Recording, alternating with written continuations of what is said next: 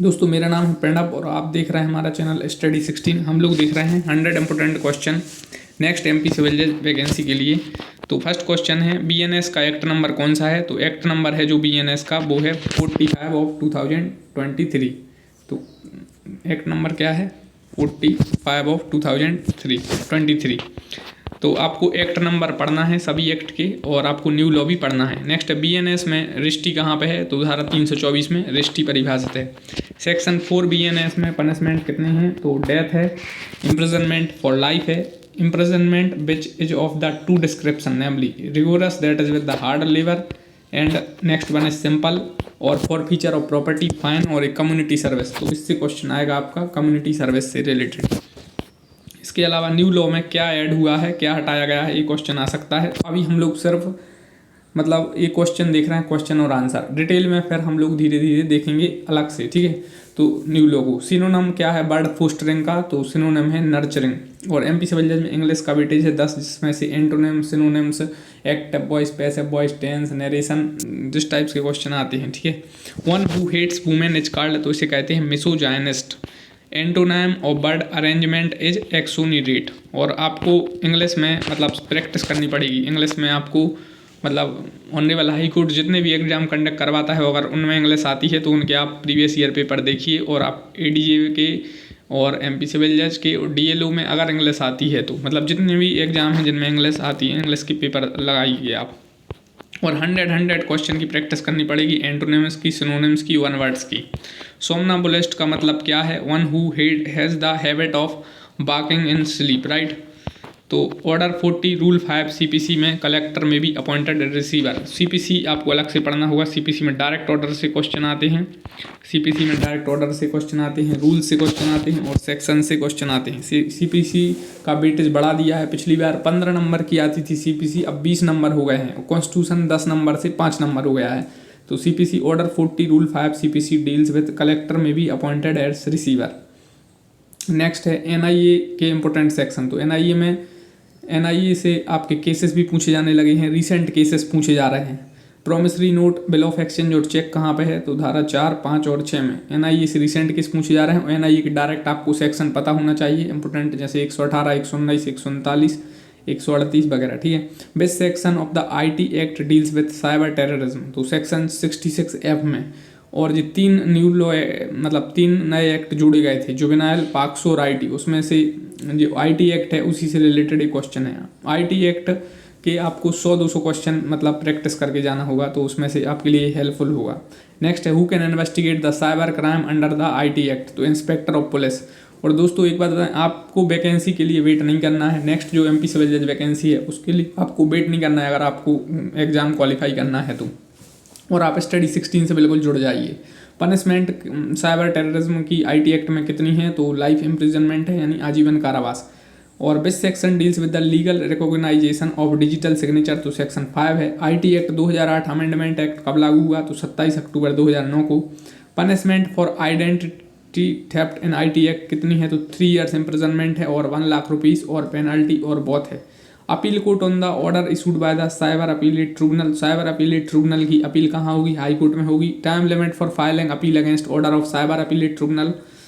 Next है IT act कब लागू हुआ। तो आईटी एक्ट लागू हुआ 17 अक्टूबर 2000 को। जितने भी एक्ट हैं उनके आपको कब लागू हुआ, एक्ट का उद्देश्य क्या है, ये सब पता होना चाहिए और एक्ट नंबर। नेक्स्ट क्वेश्चन है digital signature is defined under which section of IT act 2000। Digital signature को धारा 2 में परिभाषित किया है। Data privacy rules was introduced in IT act 2000। तो डाटा प्राइवेसी रूल्स कब हुए थे इंट्रोड्यूस 2011 में। नेक्स्ट क्वेश्चन है Chhattisgarh rent control act came into force on. तो 6 नवंबर 2012। और दोस्तों एमपी और छत्तीसगढ़ सिविल जज वैकेंसी के लिए ये क्वेश्चन काफ़ी हेल्पफुल हैं। टीपीए कब लागू हुआ। तो टीपीए दोस्तों 1 जुलाई 1882 से लागू हुआ। Section 41 TPA is based on the principle of estoppel. और अंडर सेक्शन 107 सीपीसी। तो सीपीसी में appellate court shall have the following power. तो determine a case finally, remand a case, frame issue and refer them for trial और take additional evidence. CPC में question concept base के question पूछे जाते हैं। CPC में इसके अलावा आपसे परिभाषा ही पूछ सकते हैं, डिस्ट्रिक्ट को कहाँ परिभाषित किया है, जज को कहाँ परिभाषित किया है, ऑर्डर को कहाँ परिभाषित किया है और ऑर्डर, रूल्स और सेक्शन से क्वेश्चन आते हैं, मैक्सिम से आते हैं और रेस जुडिकाटा से ज़्यादातर क्वेश्चन पूछे जाते हैं। इलेक्शन कमीशन को कहाँ बताया है, फाइनेंस कमीशन को कहाँ बताया है, UPSC union public service commission को, तो ये कॉन्स्टिट्यूशन में है। कॉन्स्टिट्यूशन में पहले क्वेश्चन आते थे fundamental rights, fundamental duty, DPSP. अब क्वेश्चन पीछे से आने लगे हैं और शेड्यूल से क्वेश्चन पूछते हैं, पर मतलब अनुसूची से। तो और एक टाइप के क्वेश्चन ये डायरेक्ट पूछ लेंगे कि कहाँ, मतलब किस चीज़ को वो है, जैसे इलेक्शन कमीशन कहाँ है, आयोग वगैरह, फाइनेंस कमीशन कहाँ है, यूपीएससी कहाँ है। तो election commission 324, finance commission 280, UPSC 315। Next question है सीपीसी में 135 में कितने डेज हैं, तो 40 डेज है। तो सीपीसी में आपको क्या करना है कि डेज याद करना है, कहाँ पे कितने दिन हैं और कहाँ, मतलब सीपीसी में कहाँ कितना पैसे, कहाँ कितने पैसे के बारे में बताया गया है। तो इस टाइप से क्वेश्चन ये ऑब्जेक्टिव में आते हैं। सावल दास बनाम बिहार राज्य का मामला संबंधित है, ये रेस जेस्टी के सिद्धांत से संबंधित है। क्वीन बनाम अब्दुल्ला का मामला संबंधित है, ये आचरण से संबंधित है। दूधनाथ पांडे बनाम उत्तर प्रदेश राज्य का मामला संबंधित है, प्ली ऑफ एलईवी से। कश्मीरा सिंह बनाम मध्य प्रदेश राज्य का मामला संबंधित है, सह अपराधी की संस्वीकृति से। महत्वपूर्ण मामला जो कि टेस्ट आइडेंटिफिकेशन परेड से संबंधित है, तो वो है रामनाथन बनाम तमिलनाडु राज्य। नेक्स्ट है तिलकधारी लाल बनाम खेदन लाल में प्रिवी काउंसिल के फैसले का संबंध है, तो ये संपत्ति अंतरण अधिनियम की धारा 3 से है। नेक्स्ट क्वेश्चन है जयदयाल पोद्दार बनाम बीबी हजारा, ये किससे संबंधित है, तो ये दृश्यमान स्वामी से संबंधित मामला है। नेक्स्ट है कूपर बनाम कूपर 1874 का केस है, इसका संबंध किससे है, तो चुनाव के सिद्धांत से है। आरएफ बनाम जादूनाथ, इसके मामले का संबंधित है भाग एक पालन से। और नेक्स्ट है एक बार बंधक सदैव बंधक सिद्धांत पहली बार कब विकसित हुआ, तो नोक्स बनाम राइस के मामले में। नेक्स्ट क्वेश्चन है भारत निधि लिमिटेड बनाम तखत मालिक, किससे संबंधित है, ये अनुयोज्य दावे से। नेक्स्ट है आवरण हटाने का सिद्धांत लागू किया गया सोलोमन बनाम सोलोमन एंड कंपनी लिमिटेड के मामले में। नेक्स्ट है ब्रजेश बनाम हॉकवर्थ, लोकप्रिय मामला है कब्जे का। इसके अलावा टेम्पररी इंजंक्शंस के केसेस पूछे जाते हैं, जैसे Martin Burn limited versus R N. Banerjee, Manohar Lal Chopra versus Seth Hiralal, Morgan Stanley mutual fund versus Kartik Das. इसके अलावा एडीआर लोक अदालत, तो इससे related case Afcons infrastructure limited versus Cherian Varkey construction limited है। डाइंग डिक्लेरेशन से केस पूछे जाते हैं, तो Pakala Narayana Swami, Kaushal Rao, queen empress versus Abdullah, ये डाइंग डिक्लेरेशन से रिलेटेड केस हैं। और ऑफर रिलेटेड इंपॉर्टेंट केसेस, तो कॉन्ट्रैक्ट में आपको 100 से 200 ऑब्जेक्टिव लगा के जाइए। और लालमन शुक्ला वर्सेज गौरीदत्त, कार्लेल बनाम कार्बोलिक स्मॉल कंपनी, हार्वे बनाम फेसी, हाइडे बनाम रेंच, तो 10 से 15 इसके इंपॉर्टेंट केसेस हैं, ये कॉन्ट्रैक्ट में पूछे जाते हैं। क्वेरी बनाम मीसा और ट्वीडले बनाम एटकिंसन, ये कंसिडरेशन से रिलेटेड हैं। और कॉन्ट्रैक्ट की दोस्तों हम लोग इंपॉर्टेंट एक अलग से वीडियो देख लेंगे 100-200 क्वेश्चन की। क्वाजी कॉन्ट्रैक्ट के बारे में प्रोविजन कहाँ है, नेस बनाम इनमैन में। और डारियो बनाम यूपी का जो मामला है ये रेस जुडिकाटा से रिलेटेड है। इसके अलावा स्टेट ऑफ यूपी बनाम नवाब हुसैन, ये भी रेस जुडिकाटा से रिलेटेड है।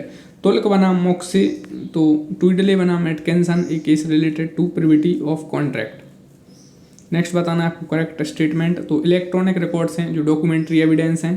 दूसरा है a lease to minor is void. तीसरा है section 56 TPA deals with doctrine of marshalling, तो ये भी राइट है। नेक्स्ट है chapter 5 Chhattisgarh land revenue code deals with appeal revision and review, तो सही है। और छत्तीसगढ़ सिविल जज की वैकेंसी भी आने वाली है, मतलब वैकेंसी तो शायद नोटिफाइड है, इसका भी एग्जाम होगा, नोटिफिकेशन आएगी, ठीक है। Which section is related to legal disability, section 6 limitation act is related to legal disability. Limitation act applies to both civil and criminal proceedings. दूसरा है limitation act 1963 bars only remedy not rights, duty और liability. Section 5 limitation act applies to appeal और application. The period of limitation for filing a suit for damages for defamation is, तो 1 year है। The period of limitation for filing a suit for possession under section 6 SRA is 6 months. If no period of limitation is provided in Limitation Act, the proceeding can be instituted within 3 years. Limitation के आपको 100 questions लगा के जाना है और इसमें limitation में recent cases पूछते हैं और क्वेश्चन आते हैं जो कॉन्सेप्चुअल क्वेश्चन पूछे जाते हैं। Suit for arrears of maintenance can be filed with in 3 years. The period of limitation for filing an application for review is 30 days of the judgment debtor. Mandatory injunction कहाँ है, तो section 39 SRA में है। Question of title to an immovable property in a suit under section 6 SRA is irrelevant है। Contract not specifically enforceable are enumerated in, तो section 14 SRA में है। The word dilettante means amateur. Order 7 rule 11 CPC में क्या है, तो ये है इसमें rejection of plaint. The period of limitation for an application to restore a suit dismissed for default of अफियरेंसेज, so 30 days from the date of dismissal. A declaratory degree passed under section 34 SRA operate just in personam.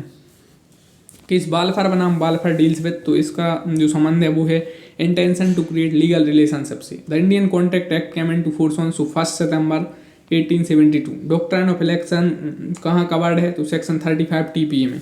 The principle of feeding the grant by estoppel is given under, तो ये है TPA में section 43 में। TPA deals transfer of property by act of parties, in which cases House of Lords answer relating to defense of insanity, तो R versus Dudley and Stephen. The judgment in case of Mahbub Shah versus Emperor was given by judges Sir Madhavan Nair Justice, Honorable Justice Sir Madhavan Nair. Cases related to protection against handcuffing, Supreme Shankar versus Delhi Administration. Leading cases आपको पढ़कर जाना है exam में, और अब cases काफ़ी पूछे जाने लगे हैं। 10 से 15 केसेस अब एग्जाम में आने लगे हैं और ये काफ़ी इम्पोर्टेंट हैं। माइनर लॉ से भी केसेस आने लगे हैं और रिसेंट केस आने लगे हैं। और इसके अलावा जो केसेस हैं वो नेट एग्जाम में काफ़ी हेल्पफुल हैं। स्टेट प्रोटेक्ट एनवायरनमेंट, तो आर्टिकल 48A में है। कॉन्स्टिट्यूशन में जहाँ भी प्रोविजन है एनवायरनमेंट से रिलेटेड वो पढ़ लीजिए, उससे क्वेश्चन आते हैं। इसके अलावा सोशलिस्ट और सेकुलर कब ऐड किया गया, तो ये 42nd अमेंडमेंट से। और कॉन्स्टिट्यूशन से अब सिंपल क्वेश्चन नहीं आते हैं। कॉन्स्टिट्यूशन का वेटेज पहले 10 था, MP सिविल में 10 से 5 कर दिया गया। और प्री में मतलब मेंस में एक 8 नंबर का क्वेश्चन आता है, जनरली 4-4 के से 2 क्वेश्चन पूछे जाते हैं। कॉन्स्टिट्यूशन से लीडिंग टॉपिक से केसेस पूछे जाते हैं।